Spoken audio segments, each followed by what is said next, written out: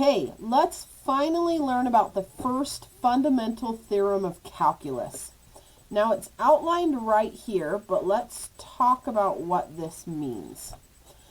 So I have a definite integral from a to b. Now what it's saying is if I want to calculate this definite integral, and I want to do it by hand, not using a calculator, then what I'm going to do is first find the antiderivative using the rules that we've been doing all chapter so far. And this line says I want to find the antiderivative from a to b, from the lower limit to the upper limit. Then I'm going to plug the upper limit into my antiderivative and subtract the lower limit from my antiderivative.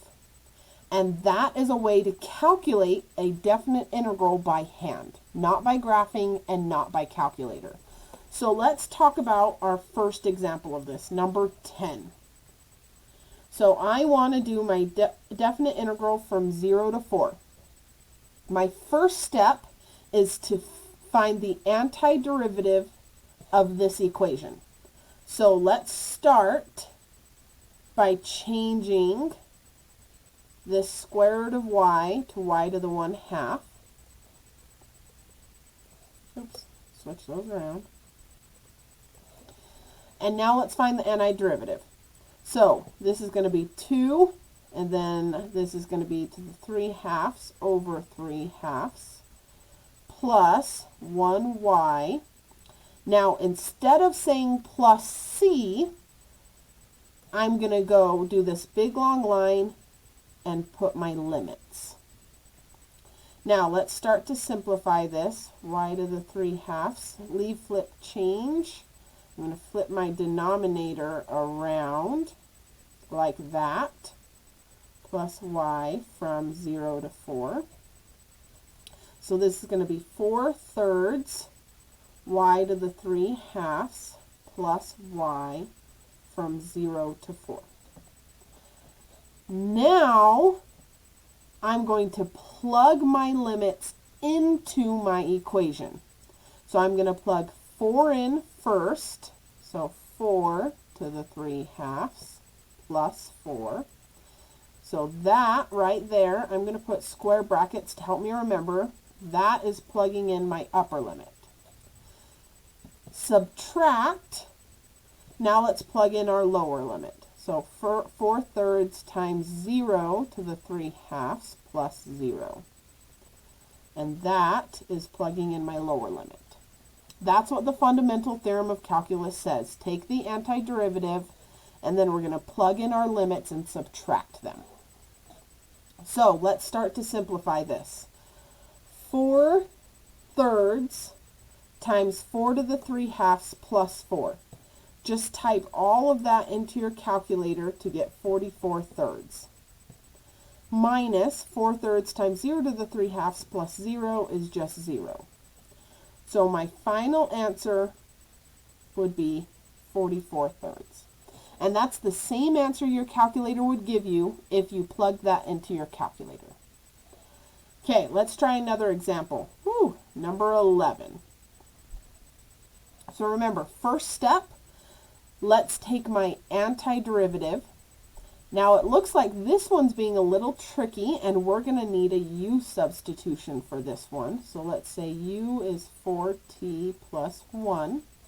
So then the derivative of u is just going to be 4 dt. So I'm going to need to add a 4 in there to get my du and a 1/4 to balance it. So now I've got u and du. So I've got 1/4 the integral from 0 to 1 of u to the 5th du. Okay, so this is what I have so far. Now, just so you know, there is actually a small mistake in this. Remember when we emphasized in that video in the last lesson that it was really important when we do u substitution that everything is in the same language? Well, right now, these limits are still in the language of t, because they were the limits when I was using t's. So I actually need to convert these limits to be in the language of u. So then everything is in the same language. So how I do that is I'm just going to take these limits and plug them into my u equation. So I've got u equals 4 times 1 plus 1, so that's going to be 5. And u equals 4 times 0 plus 1, so that's going to be 1. And now I've converted my limits from t limits to u limits so that everything is in the same language. So now that everything is in the same language, now let's take my antiderivative, so u to the 6 over 6, from my limits of 1 to 5. Now, here's the cool part about definite integrals. These limits right now are in the language of u.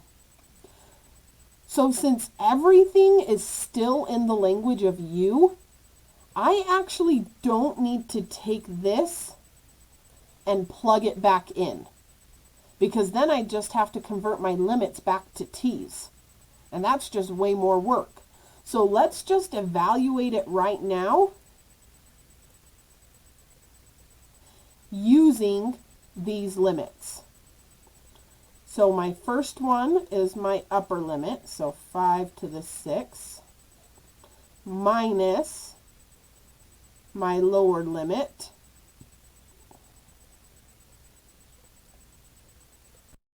now we're just going to plug this into our calculator and see what we get.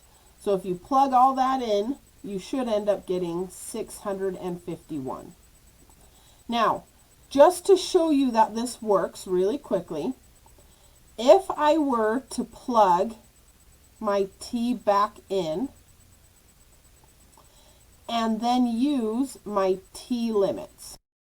Okay, so I'm going to use my t limits and show you that this is the same thing. Now, real quick, that should be to the 6, my bad. So let's do this. This one is all in the language of u. This one is all in the language of t. And they should have the same answer no matter what language we use. So let's try this one. I've got 1/4 times 4 times 1 plus 1 all over 6. Oops, this is all to the 6. That's my upper limit. Minus 1/4 times 4 times 0 plus 1 all to the 6 all over 6. Oops. There we go. So if I start to simplify this, I get 1/4 times 4 times 1 plus 1 is 5 to the 6 over 6, minus 1/4 times 4 times 0 plus 1 is 1 to the 6 all over 6. And voila, you can see that equals that. So I am going to get the same answer either way. This one is just faster because I don't have to convert back to t's. So the conclusion is, if you're doing u substitution with a definite derivative, you can keep it all in the language of u to find your final answer.